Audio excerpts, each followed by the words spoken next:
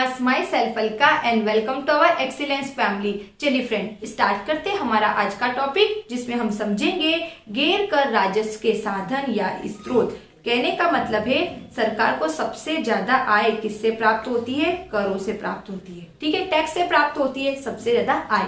लेकिन कुछ ऐसे स्रोत भी होते हैं जिससे सरकार को आय प्राप्त होती है। गैर कर राजस्व, कर को छोड़कर सरकार को जिन संसाधनों से, जिन स्रोतों से आय प्राप्त होती है, उसे हमें आज जानना है। तो यहाँ पर चार बातें मैंने बताई है, जैसे कि उपहार के रूप में सरकार को इनकम होती है, जब्ती के रूप में, जुर्माना दंड के रूप में, या लाइसेंस शुल्क के रूप में। ठीक है, डिटेल से आपको अच्छा समझ आएगा। ठीक है, तो पहला देखो क्या लिखा है, उपहार एवं अनुदान।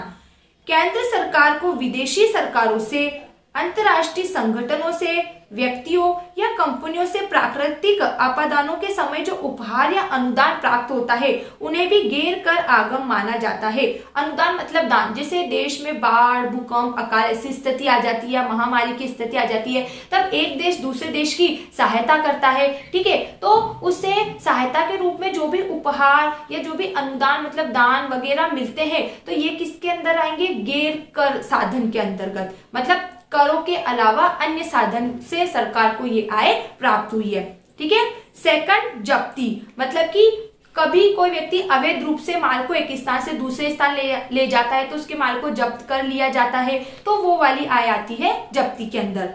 कभी कभी न्यायालय द्वारा दिए गए आदेश का परिपालन नहीं करने पर या अनुबंध पूरा नहीं करने पर दंड वसूल किया जाता है, जिसे गैर कर आगम माना जाता है। न्यायालय या हमारे देश के जो रूल्स है, व्यक्ति उन रूल्स को फॉलो नहीं करता है ना, अवैध तरीके से माल को एक स्थान से दूसरे स्थान ले जाता है। और आए दिन हम न्यूज़पेपर में इन बातों के बारे में पढ़ते भी है कि इतनी अफीम को इस स्थान से दूसरे स्थान चोरी से ले जाया गया, आज ये ट्रक पकड़ाया गया। तो इन सब के रूप में जो आय प्राप्त होती है, वो भी गैर कर साधन के रूप में होती है।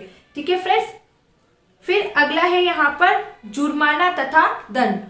जो लोग कानून एवं व्यवस्था का उल्लंघन करते हैं, कानूनी प्रावधानों के विरुद्ध कार्य करते हैं, ट्रैफिक नियमों को तोड़ते हैं, कर का भुगतान नहीं करते हैं, उन पर जुर्माना या दंड लगाने पर जो आय प्राप्त होती है, वह भी गैर कर आगम का साधन है। जुर्माना तथा दंड, किसी व्यक्ति को कोई जैसे टैक्स लगा है, अब उसे बोला है कि एक महीने के अंदर टैक्स का भुगतान करना, वो नहीं करता है, तो उसके ऊपर क्या लगाया जाता है? अर्थदंड लगाया जाता है। जैसे सबसे अच्छा एग्जांपल, बिजली का बिल हमारे घर आता है, इलेक्ट्रिसिटी बिल आता है, उसकी भी एक डेट निश्चित होती है। अगर वो डेट क्रॉस हो जाती है तो हमें कुछ धनराशि के रूप में उसका बिल का भुगतान करना पड़ता है। उसी तरीके से आज हम कोई भी एग्जाम का फॉर्म डालते हैं, तो वैसे तो डेट फिक्स रहती है, लेकिन कभी कभी किसी में लेट फीस के साथ भी फॉर्म फिल किए जाते हैं, तो वो सब धनराशि भी सरकार को बिना कर के रूप में प्राप्त होती है। जुर्माना तथा दंड, साथ ही में ट्रैफिक रूल्स को कोई फॉलो नहीं करता, उनको क्रॉस कर देता है, तो जैसे हम चालान वगैरह काटती है सरकार, पुलिस वगैरह हम देखते हैं ना, तो वो सब धनराशि सरकार को प्राप्त होती है। ठीक है, एंड फोर्थ है लाइसेंस शुल्क। किसी बात की अनुमति प्रदान करने के लिए जब केंद्र सरकार शुल्क लगाती है, जैसे लाइसेंस देने के लिए शुल्क, बंदूक रखने की अनुमति के लिए शुल्क आदि, को गैर कर आगम माना जाता है। जो लाइसेंस बनाए जाते हैं बंदूक रखने के लिए, किसी भी बात के लिए, तो इसका जो पैसा होता है वो भी सरकार की गैर कर आय होती है। तो क्या हमने पढ़ा कि सरकार को कर को छोड़ के और किन किन साधनों से आय प्राप्त होती है? उपहार के रूप में, जब्ती के रूप में, जुर्माने दंड के रूप में और लाइसेंस के रूप में। ठीक है फ्रेंड्स, आया समझ में? अब अगर फिर भी कोई पॉइंट में डाउट हो तो आप पूछ सकते हो। Thanks for watching this video, bye bye.